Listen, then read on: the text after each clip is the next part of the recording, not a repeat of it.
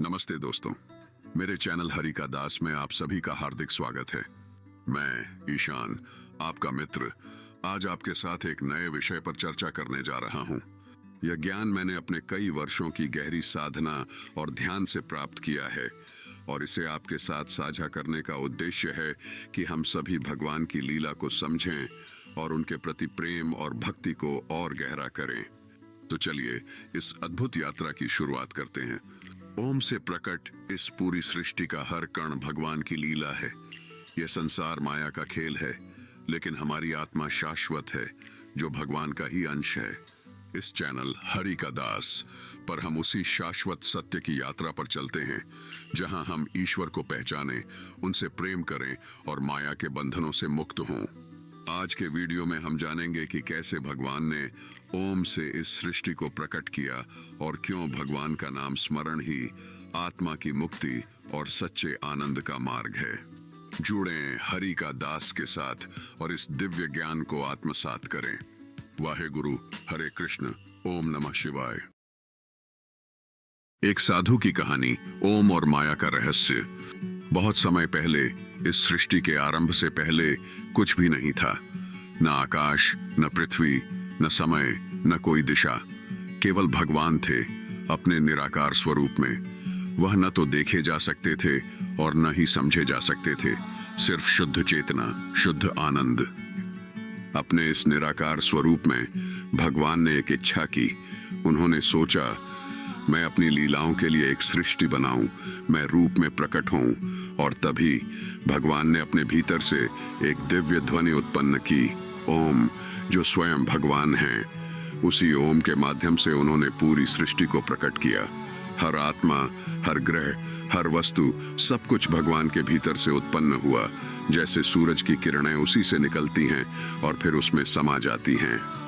ओम केवल एक शब्द नहीं, यह स्वयं अनहद नाद है। इसका अर्थ है वह ध्वनि जो अनंत है, जिसे किसी ने उत्पन्न नहीं किया, बल्कि जो सृष्टि के आरंभ से ही गूंज रही है।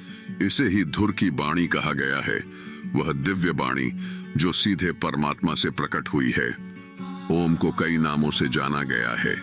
मीठी वाणी, जो आत्मा को शांति और आनंद प्रदान करती है। यह नाद हर जीव में विद्यमान है। इसे सुनने और अनुभव करने के लिए हमें अपने मन को शांत करना होगा। यही नाद हमें हमारे असली स्वरूप से जोड़ता है और माया से मुक्त करता है।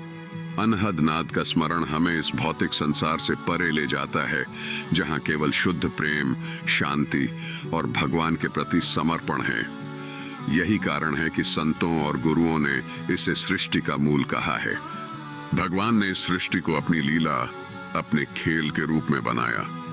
इस संसार को उन्होंने माया से ढक दिया, ताकि आत्माएं इस लीला में भाग लें और अंततः स्वयं को पहचाने कि वे भगवान का ही अंश हैं। यही सृष्टि का रहस्य।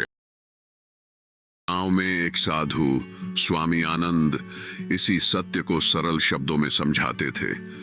वह हमेशा कहते, पूरे ब्रह्मांड का सार ओम है। यह संसार भगवान की लीला है और हम सब उसी के अंश हैं। लेकिन माया हमें यह भूलने पर मजबूर करती है। एक दिन एक युवक उनके पास आया और बोला, स्वामी जी, मुझे यह समझाइए कि यह माया क्या है और मैं भगवान से इतना प्यार कैसे करूं कि माया मुझे उनसे दूर न कर सके। स्वामी जी मुस्कुराए और बोले, बेटा, यह सृष्टि भगवान ने अपनी लीला के लिए बनाई है।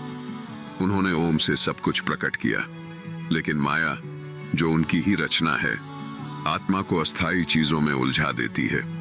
माया हमें यह यकीन दिलाती है कि हम शरीर और मन हैं, लेकिन सच्चाई यह है कि हम आत्मा हैं, शुद्ध चेतना, जो भगवान का ही अंश है। स्वामी जी ने एक कहानी सुनाई। उन्होंने कहा, एक किसान ने अपनी जमीन पर एक पेड़ लगाया। उसने मेहनत की, पानी दिया और पेड़ बड़ा हुआ। पेड़ ने फल दिए, जिनसे किसान ने पैसे कमाए। लेकिन किसान भूल गया कि वह पेड़, वह जमीन और उसकी मेहनत सब भगवान की कृपा से थी। युवक ने पूछा, तो किसान की गलती क्या थी? स्वामी जी ने जवाब दिया, किसान ने यह मान लिया कि सब कुछ उसका है। वह यह भूल गया कि यह सब माया का खेल है। माया हमें अस्थायी चीजों से बांध देती है। लेकिन असल में सब कुछ भगवान का ही है। यह सारा खेल भगवान का है और अंत में सब उसी में विलीन हो जाता है। फिर स्वामी जी ने कहा, अगर माया से बचना है तो भगवान से प्रेम करो। ओम को याद करो, जो इस सृष्टि की जड़ है। जब तुम्हारा मन भगवान में लग जाएगा तब माया तुम्हें भटका नहीं पाएगी। उन्होंने यह भी समझाया, भगवान ने यह सृष्टि बनाई ताकि आत्माएं अपने वास्तविक स्वरूप को पहचाने। जब तुम समझ जाओगे कि तुम शरीर, मन या कर्म के फल से बंधे नहीं हो, तब तुम भगवान के साथ एक हो जाओगे। यही सच्चा प्रेम है, यही सच्चा आनंद है। युवक ने स्वामी जी की बातें ध्यान से सुनी।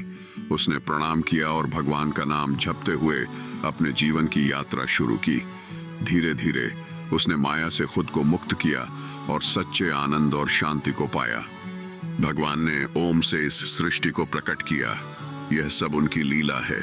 माया अस्थाई है, लेकिन भगवान से प्रेम और जुड़ाव शाश्वत है। हमेशा याद रखो, हम इस संसार में कुछ भी लाने या ले जाने नहीं आए हैं। जो कुछ है वही मालिक है, ओम है।